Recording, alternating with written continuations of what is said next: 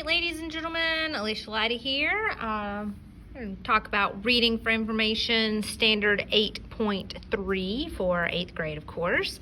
And I'm going to read it to you first, and then we'll go back through and do a close reading. So reading for information, 8.3, analyze how a text makes connections among and distinctions between individuals, ideas, or events. For example, you're going to do that through comparisons, analogies, or categories. So I'm going to get my pen out here, and I'm going to do a close reading. So if you'll follow along. Of course, we are reading for information. This is non-fiction. These are things that are true, and we're looking at this standard 8.3. So you can see as we go through here, we're talking about analyzing. So you want to do a close reading. You want to think while you're reading your text. You might need to read and then reread and ask questions, and you know how that all goes. So you're going to analyze how a text or a selection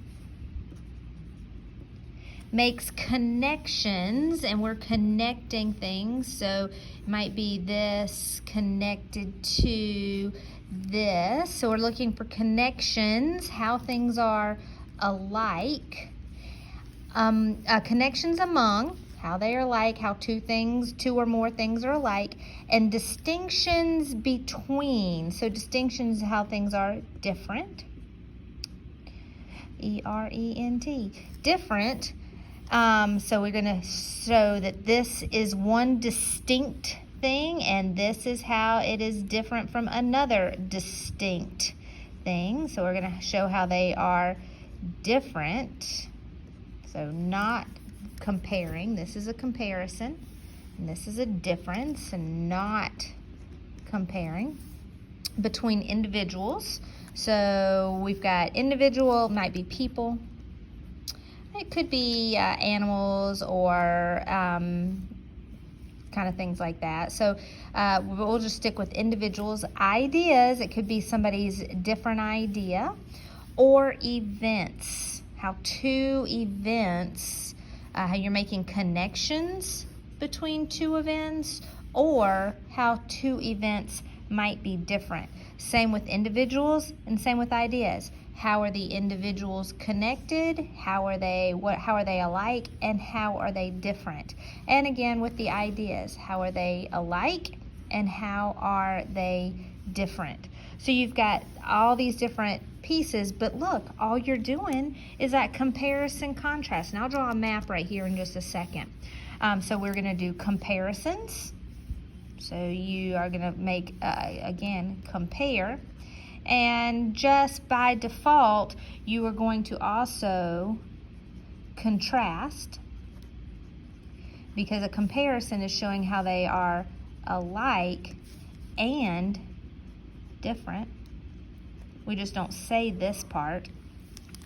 Analogies, that's just a fancy word for comparison. Again, we are taking the familiar, to make a comparison to the unfamiliar, so you have a better understanding.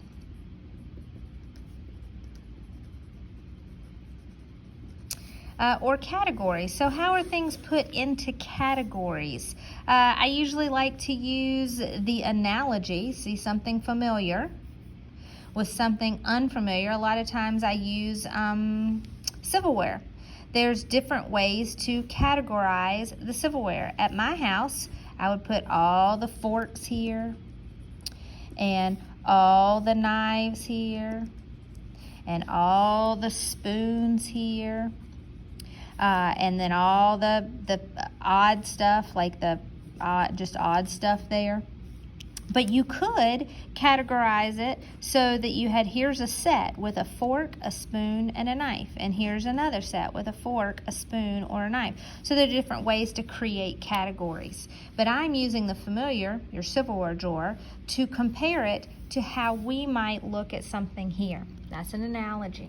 So, when you're doing your looking for reading for information with 8.3, the best map for you to use is going to be, sorry about that, your comparison and contrast. So you have two different things, and you're going to show how these two things are alike and how they are different.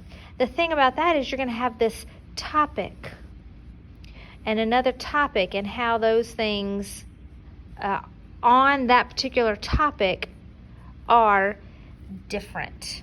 So how they're alike, and then how are they different maybe in their families or in their jobs. Those would be the topics that you might do. And so this person and their family might be, if we're doing people, an only child, and this person might have many brothers and sisters, but they were both leaders in the civil rights movement. Here's how they were leaders, but how did they lead? And this person led through violence, and this person led through peaceful demonstrations. And of course, I just started thinking about Malcolm X and Dr. Martin Luther King. And so a lot of different philosophies. They're both great leaders during the civil rights movement, and we are still learning lessons from them today.